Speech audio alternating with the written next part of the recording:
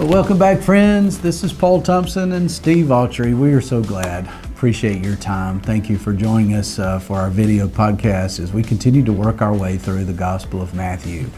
And as we've arrived at March 1st, the Ides of March. Is that how that goes? I don't know. And so today we're going to pick up at, again, a place where we've left off in the Sermon on the Mount about Jesus as he talks to us about this whole idea of retaliation. He continues to meet us right where we are, and Jesus continues to put his finger in the places that are just the most painful for us to deal with. Mm-hmm. And so today, let me start us off, Steve, with reading a brief part about concerning retaliation. He says, Jesus, "You've heard that it was said, an eye for an eye and a tooth for a tooth. But I say to you, do not resist an evildoer. But if anyone strikes you on the right cheek, turn the other also.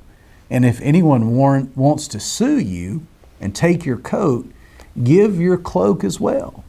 And if anyone forces you to go 1 mile, go also the 2nd mile.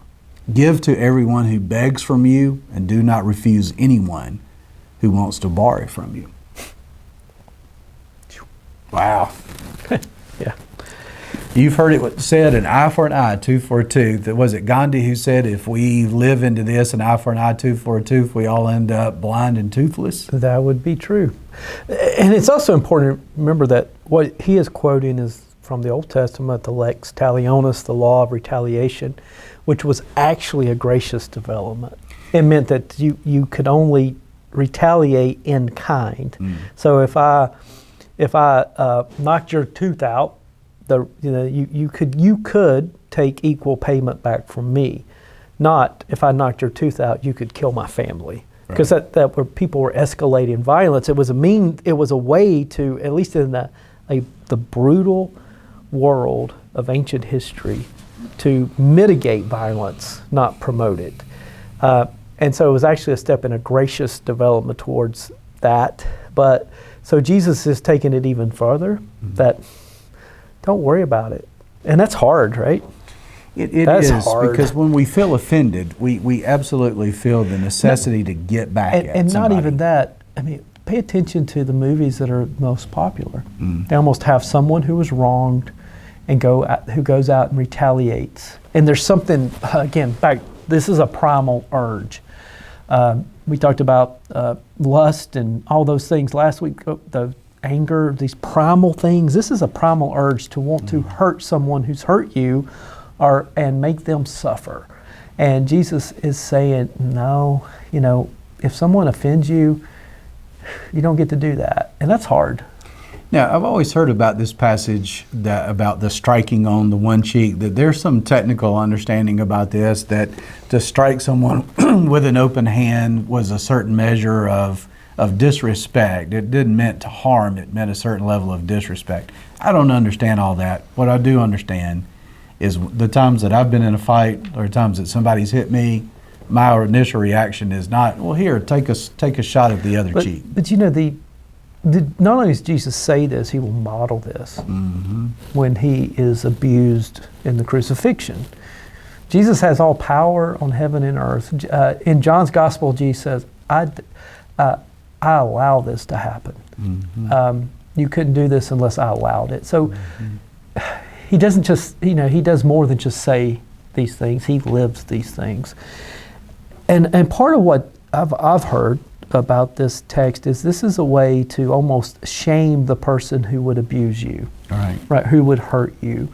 It's the better means of standing up for yourself, oddly enough. Like if someone demands your coat, give them your cloak too.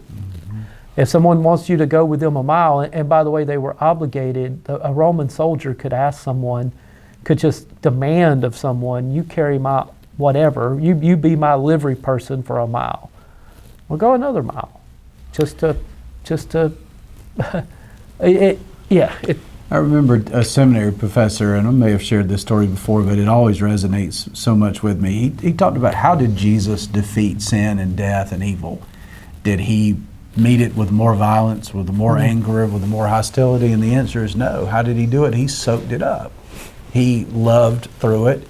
When someone says, smack you on the cheek, turn the other also, Jesus models that very sense in which he continued to show compassion and grace and mercy even when he was wronged. What would it look like to be so transformed into the image of God as seen in Jesus Christ, to become his disciple in such a way that no one could really harm you? Mm-hmm. And that's kind of part of it, is the gospel people I read recently are basically indestructible. And that's because our hope doesn't reside within our ego. When your ego is hurt, you lash out, right? Someone once said, no one can make you feel anything you don't want to feel. Yeah, so if your identity is in your fragile ego, then you're going to automatically reach to retaliation to protect your inner self that's so vulnerable. But if your identity is rooted in the largeness of God and God's work in the world, then you live by a different standard. You live by different rules. You live by a different authority. Therefore, you don't react the way everybody else does, because, well, you're in God, and your hope is in God, and your identity is in God. Do you remember a few years ago when the guy went into the Charleston, the AME Zion Church, Dylan, whatever his name is, and he killed X number of people? Yeah. And fairly shortly after that, a group of the people who were part of that church said, we forgive this guy. And I was offended. I was like, what do you mean? He just killed your brothers, your sisters, your mother, your pastor. And out of hate.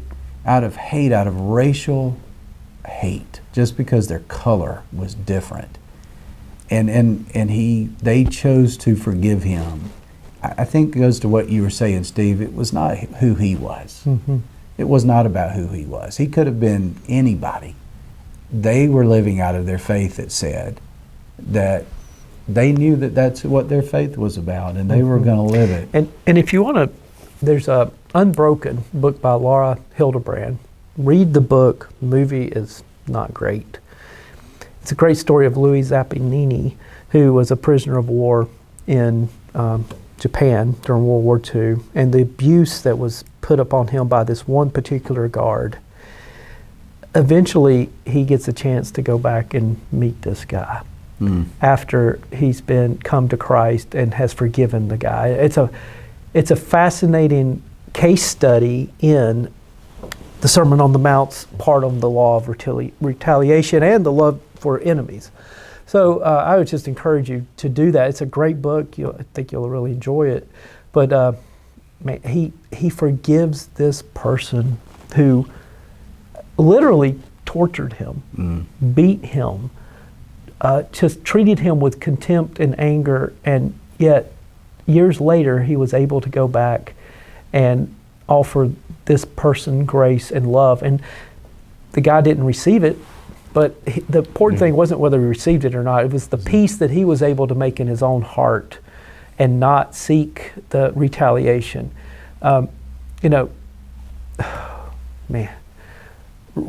Retaliation, it's one of those things that feels so good initially, but just ends up poisoning our souls and breaking our own hearts and beings.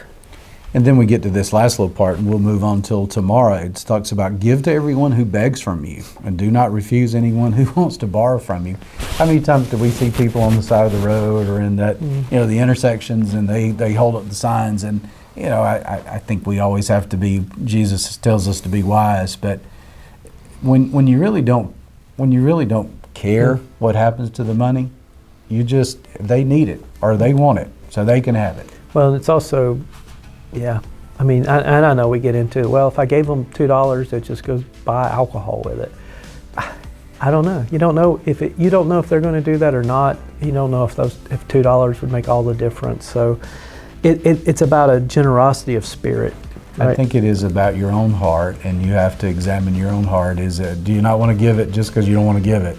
Or, we make determinations all the time, but Jesus consistently meets us in these difficult places. Either way, it should challenge you to remember Jesus' words and to think about, how am I living into these? And it's going to get even worse tomorrow. Jesus is going to start talking about wanting us to love our enemies. So as we turn to tomorrow, we, as always, are grateful for the few minutes that you give us each day with these, and we'll look forward to seeing you. All right, thank you.